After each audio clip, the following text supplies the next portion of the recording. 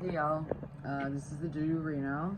I have been trying to record this like YouTube video for like a week now or something, and I keep just going down these different rabbit holes. And tonight is the night. I just need to put it out there. So please just bear with me. Strap on your seatbelt. I'm going to present you some information that I have found while going down several different rabbit holes with this Idaho 4 murder mystery, and hopefully you will find it as intriguing and disturbing as I do.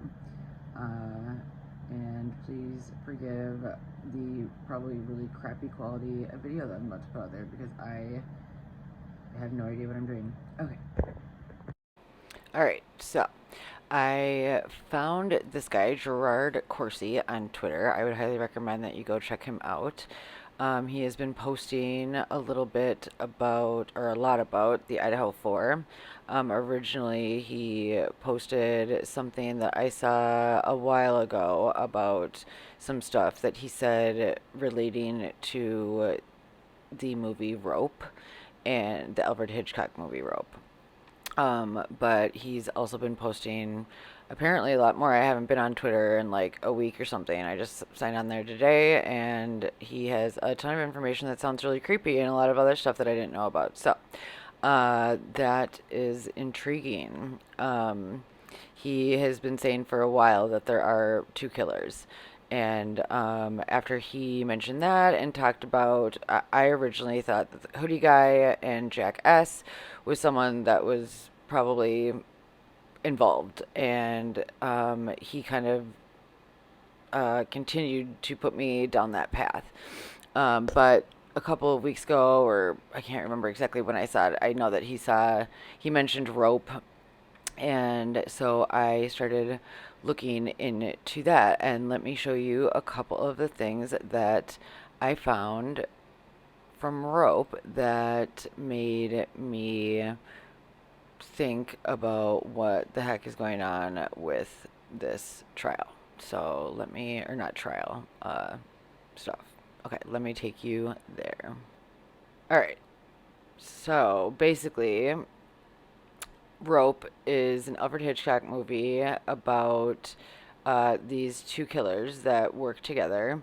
They basically are trying to come up with the perfect murder, and they talk about, um, well, it's the two killers are Philip and Brandon, and they end up killing this guy David. David dates this woman Janet, who also dated one of the killers and someone else too. So there's kind of like a love triangle thing going on. Then they ended up inviting over their professor and David's dad and an aunt, and they sat around and kind of talked about murders and had this belief about uh, like the moral justification and behind different murders, and whether or not certain people can decide someone to be murdered over another. And it just delves into like a lot of different morality concepts, and it also goes into Nietzsche and nihilism. I think it goes off of that basis a little bit, looking into kind of the idea behind who can decide what, in terms of life and death, and just all of those kind of deeper concepts. All right, so then I started looking into Friedrich Nietzsche a little bit more and looked into nihilism and all of those different things, and found some interesting quotes and theories about Nietzsche. And one that particularly stood out to me is this one. The gilded sheath of pity sometimes covers the dagger of envy. And that really seemed to align with something that went on in Idaho 4 murders. So that was interesting to me. Alright, so you guys, I'm sorry, this is seriously gonna be like the worst video ever. I'm already feeling super disorganized about everything, but somehow through my different looking into Friedrich Nietzsche, he started talking about a lot of other concepts that I'm not going to really go into here, but I do think that they are applicable to the case and something that the killers were thinking about a lot in terms of theory, and different like philosophers. So like Dionysus, the like idea of like dualities.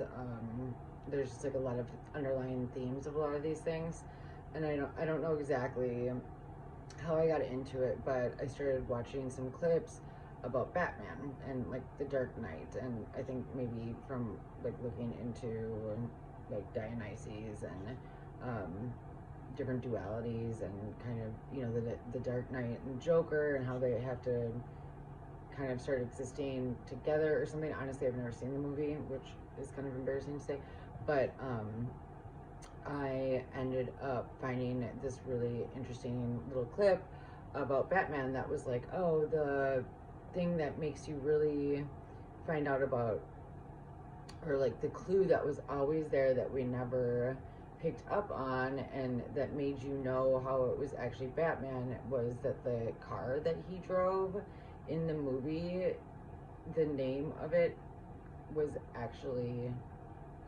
meant Bat. And I can't exactly remember what it is now, and I can't look it up on my phone because I'm recording right now. But that made me look into, oh my gosh, like maybe this killer, like what is the meaning of Elantra? Well, so I looked up the like meaning of Elantra, and this is what I found.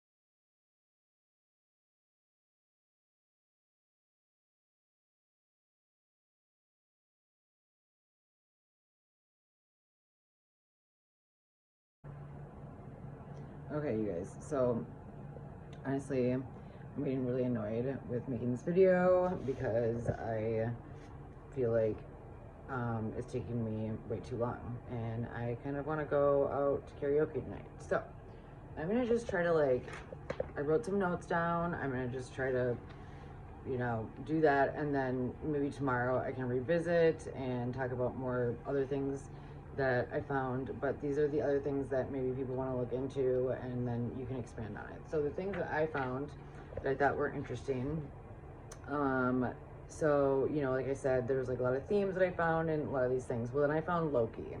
I also haven't watched that movie, but somehow I got brought to it, I think, because of the Dionysus themes.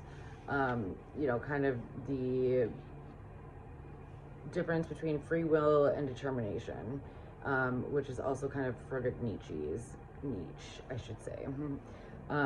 But so it talks about how individuals can make decisions that change the world, and then it also talks about time, and then chaos and rebirth, life, and death.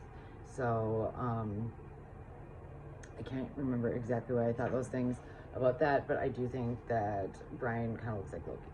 Anyways, then I looked into okay.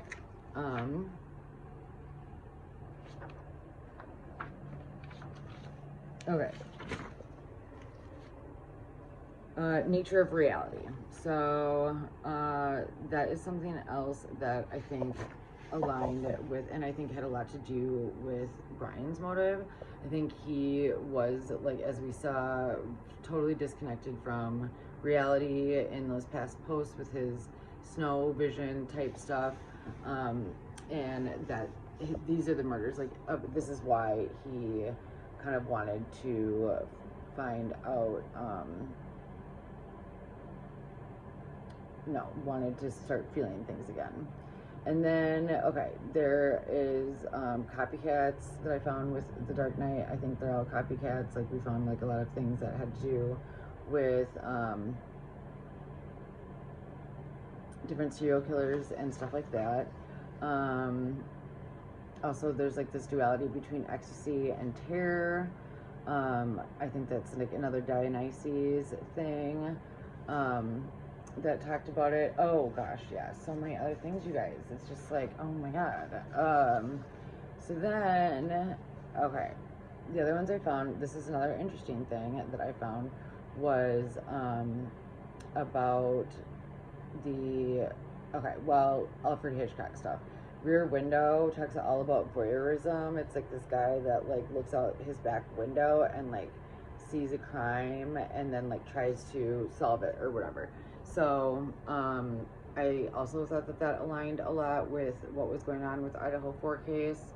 And I thought 12 Angry Men was super similar and kind of maybe getting into things that's probably like a later movie, but there were a lot of similarities. Like one of them talks about how this woman, not the woman. Well, yeah. So when the woman with Brian who dated him, and she's like, "Oh, I can't remember the movie," and then they're like, "How can you not remember what movie you saw with him? That's crazy. Like you must not be telling the truth." And like the exact same thing happens in 12 Angry Men. Like this kid gets like charged with murdering his dad with a knife, and then there's like these 12 jurors that have to decide his fate, and then they were like, oh well, he doesn't remember something about a movie. They have like this whole conversation about the name of the movie. It was super weird, and I'm like, okay, like are people, I don't understand how all of these things can align. It's like too perfect. Like did that woman get set up? Are people responding to her, like that are part of this whole plan? I really think that this thing is a lot bigger than people realize. And maybe way more people are involved. Like maybe it's a whole sect of people, because a lot of these other themes are also about like society and like how different societies like end up deciding what's right and wrong and what's moral and who gets to pay for what and blah blah blah. Okay, also another thing that I kept finding with some of these things is the name similarities. Like, I mean, okay, Vertigo, Alfred Hitchcock. There's someone in there named Maddie, and she ends up being, I think, I can't remember exactly. I wrote it down, but I'm sure other people know. But it was like a weird coincidence, like about that. Something else that I thought was really crazy was Oblivion. So if you look into Oblivion's like kind of premises, it's really similar. Also, it involves drones, and there was like drones involved with this case, and I think it's kind of weird. I don't know. Like I feel like that's another hole that we can go down in terms of planes and drones and like how much the government is able to look into us and connecting all these. I mean, there's like all these crazy broad concepts. Like I don't want to say it was the perfect murder, but it's pretty crazy to think about like how much all this stuff like thought seems to have gone into the background. But the thing with Oblivion is there was like a couple of different Jacks, and the thing that's so crazy about this case is there's like it seems like there's so many different lookalikes and different. I mean, right from the beginning, we're like, oh my god, so many Jacks. How many Jacks are there? I mean, I feel like that it's like all this stuff was like planned beforehand or something. I don't know. It's so crazy. And then also, when you look at the like Oblivion, there was like something, I can't remember exactly, but it was like 5 people that went into pods, and but then only 4 survived. Or no, only 4 died and 1 survived. So I was like, well, that kind of sounds similar to what ended up happening in the house in Idaho. So that was also pretty crazy. Then I started going down different like kind of rabbit holes with vampires. And don't tell me that Brian doesn't look like a vampire, because he does. And I don't know, I also feel like some of the maybe some crazy stuff, like I don't know, were they drinking blood? Or I know that sounds pretty crazy, but let's just wait and see what we find out. And okay, so then the other night, and that's why this is when I was finally just like, I have to stop, and I can't keep looking into this stuff anymore, because there's just so many things that combine. But the one thing that I did find, oh, here it is. This one was weird. So Hitchcock's movie, Love of One's Fate, which is also kind of something else that's talked about with the nihilism and Friedrich Nietzsche about determinism, predeterminism, or fate, and just figuring all that out. So, anyways, it's called Family Plot. Um, it makes me wonder if like there's different family members involved with the thing, but it is a story with two different couples. One is a fake psychic or a cab driver, and the other one is thieves and kidnappers. And I know that there's a couple different, like, there's talks of different couples involved with this. But then there's someone whose character's name, who was adopted, whose last name is like Showbridge, which like really made me think of Jack Showwalker or whatever his name is, whatever. Um, so, but what's creepy in that movie is they actually take them out of the house. Like, I don't know. Like I said, I don't have enough time tonight to do this, and this thing is like kind of frustrating me. So I just need to get out of here, and I'll revisit again tomorrow and let you guys like give me some feedback or whatever. But I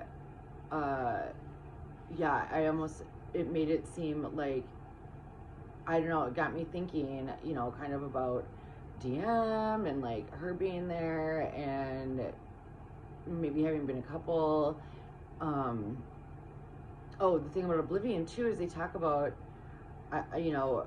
where they went to go bury. Something about it made me think that they buried the knife somewhere, and that they also took a girlfriend there. And I don't know. I almost wonder. We always talk about how wherever the body is, like, we didn't see them get brought out. Like, maybe they weren't there.